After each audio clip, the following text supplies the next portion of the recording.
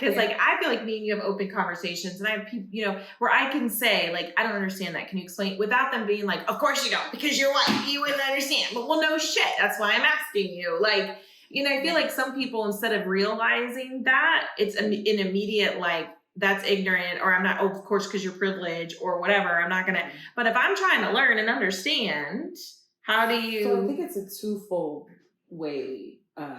You asked, how do you be the change, right? Like, we can absolutely change, be open to change, recognize our own biases, recognize the biases of others, and be willing to like address it and have, you know, a mature, responsible conversation. That is a separate issue though from addressing systemic racism. And, you know, the four of us could be best friends tomorrow. That's not going to change the systemic racism in this country though. Right. Like, that'll just mean that, you know, that's what I was going to say. You do really, it's usually not the average American that is, you know, that does anything. Literally, you know, it's very few people that I ever run into in my 38 years of life that have been, you know, irritating when just ignorance. Ignorance is knowing, and then there's ignorance where I know, but I don't really care kind of thing. So, you know, there's very few. So average Americans, I don't think that's an issue. I think when they're posting things on TV and things of that nature, they're feeding a divisional seed that is going to, you know, again, planting something else that, you know, is causing more division, because then you have, you know, this race looking at this race and this race looking at that race. And, you know, it's segregating everybody and then coming in and people are angry because, well, why are you focusing on this race? I say it all the time. I said, you know, sure, you're going to make this character this color, but what about this color, this color, and this color? You're making it exclusive. You know what I'm saying? You're just feeding into the same thing. I think where it needs to start is with your family unit, obviously. Education is a huge thing. You know, our whole educational system is set up in a European thought process. It's set up for non-Europeans to succeed, and they've proved that over and over again. So it really comes from your family unit. You know, you need to, you know, cut all the garbage out and focus on, you know, making your family confident in who they are and how they behave.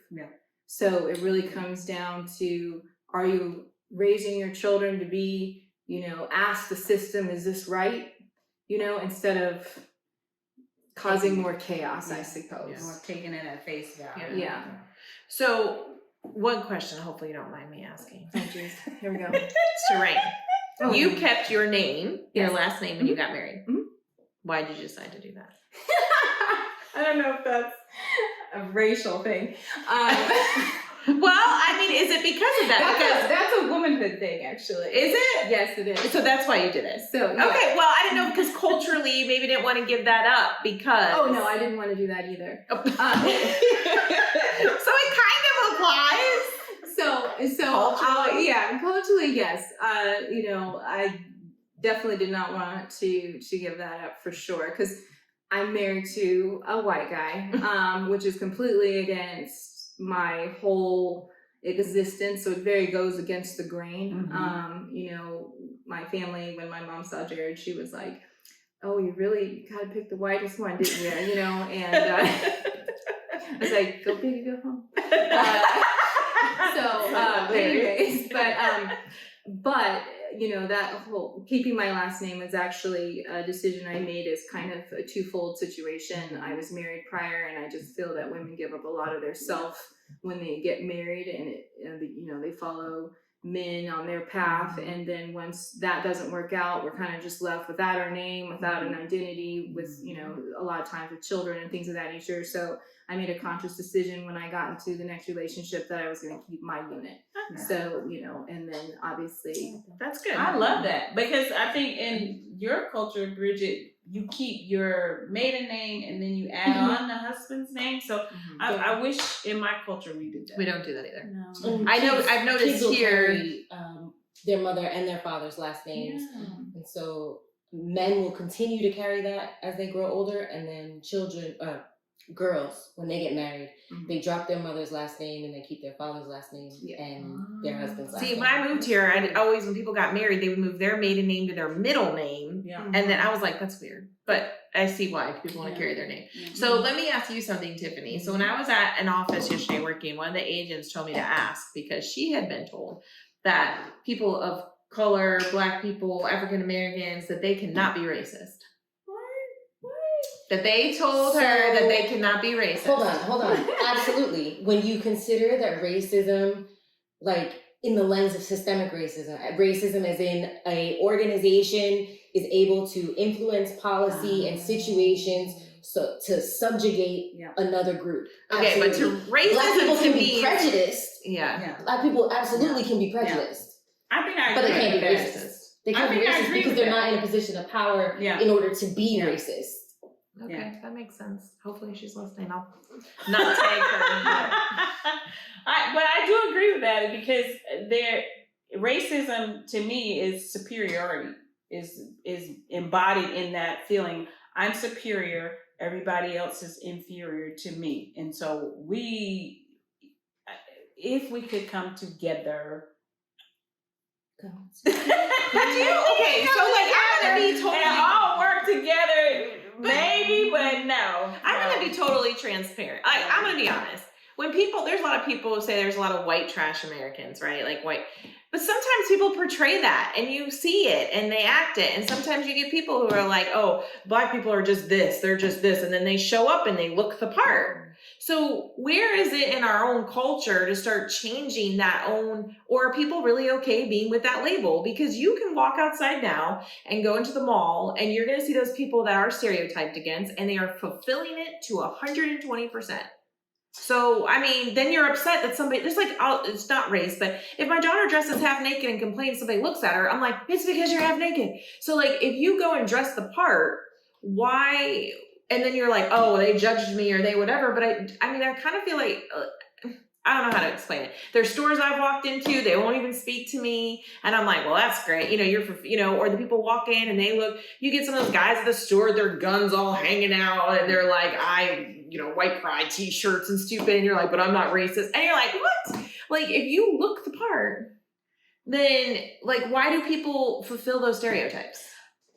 And it's in every culture, I feel. Because even in your culture, you said, they're drunken people and they fulfill that. So it's like, there's that meme and there's a drunk dad and it says one's a successful and one's a drunk and it says, oh, my dad's a drunk. And so one chose to follow that and one didn't. So what is that? Well, that's what I said. You have to start with your family unit. Yeah. I mean, you have to. There's not going to be any other change than you sitting down and raising your kids the way. But some people live in that. Like, oh, well, I don't like. Okay, I could say the Indian culture could live in it and say, well, they took all this from and they took and we're living here. The Black culture could say we were slaves and we did that. They took all this. Like, you could live in it. Mm-hmm. And they still keep living off of, you know what I'm saying? I don't know how to word it right, but they're saying because this happened. But you're also coming from a position that hasn't been involved in historical trauma. Well, right, and I agree. Tiffany and I probably, are the most probably here at the table that understand historical trauma because it's not as easy as, well, don't act like that. It's been that way for generation after generation after generation after generation in this country. So, to break free of that, who's going to break it for you? Right. But if it's not you, so, if you had 10 kids. But if nobody has modeled what breaking looks like. Yeah. Exactly. Then learning how to be the first one is a huge challenge. Very hard. Very hard. It's so, yeah. I don't want to say hypocritical is the wrong word. It's like super judgmental to just be like, well, you know better, so you should do better. Right. Yeah. Knowing better is the first step. Yep. Mm-hmm. But the gap between knowing and doing is huge. Who gets to those people who don't have the example? Well, I think for me, I was the first person in my immediate family to go to college, graduate college. And like you said, the meme, I have a sister, biological sister. She and I are complete opposites. I saw poverty as that can't be my life. There has to be something better. I saw aunts that had houses and they had professions. They were nurses or they were police officers. And I just knew in my heart, if I stayed in the environment that I was in, then I'm going to repeat this cycle. I was already a teenage mom. I didn't want that to be for my kids or my son at the time. So I made a conscious decision. I got to get the hell out of this situation and just go forth and figure it out and see what is on the other side of the crackheads and the projects and the living on welfare. And the military helped me do that. There were people I believe God placed in my life along the way to say, hey, girl, you can do this, keep going. This is a different way. You don't have to repeat that trauma cycle of beat the hell out of the kids, because that doesn't work either. But it's a part of my culture. Beat the hell out of the kids and they'll do what they need to do. So just being that example for my children, they did not get pregnant as teenagers. One, I beat the hell out of them. Two, I showed them, hey, you can have a better life. Mm-hmm. Being in the military, they were exposed to other cultures. They got exposed to Bridget. They got exposed to going overseas and visiting different states. And they were predominantly in schools that were mixed or mainly white. So they got to see a whole different culture and a whole different world than what I got to see. So I do agree with Rain. It starts with the unit, the family unit. What are you wanting them to see as this is important, this is what you can be, and those possibilities that come out of that cycle, that's where it starts. It has to start there. So what is something, we'll start with Bridget, work our way down. What is something that you would want somebody to know about your culture that maybe they're not aware of, they don't emphasize on, or just something that you would like to say about your culture and being mixed? Because I think that's a thing too. Mm-hmm. I think people sometimes put you in because you're mixed culture, whatever those cultures are, you're mixed. And I feel like people take away validity to that sometimes because you're not so much this or so much that. Mm-hmm. So what is something you'd like to say to that? Okay, so something that I think is undervalued for both cultures, frankly, is how important we hold family. And whether that comes from, whether it's just cultural or it's in response to, like you said, generational, systemic, like overwhelming trauma. But the family is a unit in ways that I don't always see in other ethnic groups. Oh yeah. And so, I mean, I think that's a blessing. Yeah. Mm-hmm. Tiffany? We are not lazy. We are very ambitious. We have made great contributions to. I was gonna say, when you said ambitious, I was like, I've never I've never heard that. I was Yeah. like, all the Black people I know are like, we are striving for some very shit. ambitious. Yeah. We have made great contributions to the prosperity of this country. We're smart. Just give us a chance to show you that we're smart. Now, everybody in the culture is not the same. And I think everybody every at culture. this table can say there's calibers to this. Yeah. You got the ones that's just happy-go-lucky where they are, and you got those ones that's going to excel all the way to the moon. But when you think of us, think of some of the contributions we've made. Most people don't like the vaccine, the COVID vaccine, but an African-American woman developed that so that we could get back to doing some of the things that were normal in our society. So we could get back to sitting yeah, four people clap together to in each front of other us like this. with no Yes, mask. Yes. So We're not even talking yeah, about the vaccine. don't That's a whole different podcast. Yes. But she's a scientist, Yes, and that's she's a what we're giving scientist. credit to. Yes, So she's a she's a scientist. I would say culture, for my culture too, that I've been exposed to is family. And I think the drive to always, to continually be better. Yeah. And like you said, there's a lot of people who are not, and never take away from that. But I feel like more and more people want to learn, and they want to open mind, and they want to they don't want what people refused to do before. But can't talk for everybody, but for me, I see that, and I want people to see that people are trying to the best that they can. It's like, I feel like people say you should just walk out your door and change your whole mindset because somebody's screaming in your face. And I'm like, you got to give people time, just like it's taken time over years and years to change things. It takes time and time for people to like welcome and adapt and change. And I think some people can do that easily and some people cannot. And I think the more that you help it versus hurt it, we're going to progress, but there's still obviously a lot of work to do. I would probably say that, again, we're still here. Yeah. We're very integrated in things you probably aren't even aware of that are happening. You know, special coastal things, you know, we're the reason why there's still whales and we still fish. And, you know, so natives are really involved politically that you don't notice. Yeah. And so, you know, that's probably one thing I would say. Yeah. I think one thing too, maybe, and I could be wrong, but your traditions, Yes, like your powwows and your traditions, I feel like they are very deep rooted. Oh yeah, absolutely. Like it's an experience. It's not like we have our traditions of like dinners and baptisms and like whatever, but you have like a and I think that's a huge, you know, thing as well. Like people are like, why don't you let it go? And for natives, you know, very, very tied to the land. You know, that is our culture, is the land. And so when you say, well, why don't you get over it? It's, you know, you're saying get over your whole life pretty much. You know, and so you're absolutely correct, culturally, you know, on that aspect for sure. Yeah, because they have some really, really cool traditions. And what about something that you feel that your race is targeted for? So I know there's a lot of missing Indigenous women. But what is something you feel you are solely targeted on based on your race? Crime. That we are responsible for the crime.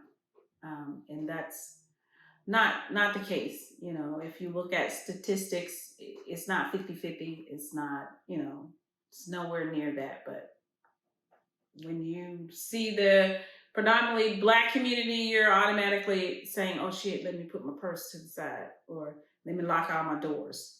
So I think I do that everywhere. I'm paranoid by everybody. I swear, people walk past my car, I'm like, they locked. Like a woman walking through a parking lot, I'm like, if I go to my car and some guy just says hi, I'm like, oh, he's gonna kill me. We're gonna need to talk about that. Sorry. Gender might be another. But what do you think? That would be another. Yeah. I'm not gonna speak for you, but I got something. I was gonna say, not all Hispanics came to this country illegally. We all walk across a border. That's what I And even if we did, so what? Like, let's be honest. For the majority of, particularly for Mexican people that are coming back into America, the border moved. They didn't. Like, literally, they were living where they were living, part of the country, then the border moved, and they were out the country. So, but yeah, that's another, that's a story for another time. Yeah, That's good legally. That's good. And Puerto Rico is part of the United States. Yes. I've gotten that so many times. Like, oh, when did you come here? Like, when did you become a citizen? When I was born. Well, that's because they don't really teach it. It's exactly. It goes right back to teaching. That's true. They're teaching Common Core math instead. Yeah. And what do you think, Rain? Common Core math. What was the question again? What is something you think your race is like targeted for, labeled for, like known for? I guess not. In a negative way. Not a positive. Yeah. I guess thwarting economic development would be a big one. You know, the pipelines, fighting, you know, things of that nature. You know, people are always about greed, and I think they don't think through what the effects are going to be on the land in the future. And so that is a huge thing. They're like, just get out of the way and let them do it, you know, kind of thing. So I think that's a huge one. And I would say our culture, is probably racism and hate. That's what I think. So I think people blanket it as the problem stem from, you know, the Caucasian culture saying like, they're against. I mean, I feel like if you say the white American who's, you know, Irish, German, who's lived here or whatever, I'm not mixed with anything else of a colored culture. I'm not Indian, I'm not Black, I'm not Spanish, I'm not Puerto Rican, I'm not Italian, I'm not anything. So I feel like people look at you and say, oh, well, you're racist, or you produce hate because you're against this person, or they all think you're conservative and you're against colored, gay, you know, Black, white, whatever. And I think it's just a blanket that you're targeted with before anybody knows you. I mean, like, the thing that cracks me up in all cultures, And somebody can immediately have this racist or, prejudiced approach, right? And you don't know, like, she's married to a white man, he's married to an Indian, and people don't know that, and they're assuming something by looking at you, no more than that. And it's like, you have no idea, like, you have to stop from the look, I mean, then I might judge you after I meet you because you might say something real ignorant or I might not like you. But, I feel like that first look, like I shouldn't look at Rain and go, oh, she's Indian. I wonder what kind. Is she, what'd you say? You have a card? I wonder if she has a card. Like, I mean, what is that? Like, I wouldn't even know that. I wouldn't even know that. So what is the Like, point of the card though? Do you mind, what is the point of the The card? tribal card? Yeah. It says I'm Indian. But like, why do you need that? So, Like, what would you use? Like, who are you showing that to? well, Jared got mad at me the other day because we went to Foxwood Casino and I got my tribal discount, but I didn't have my card.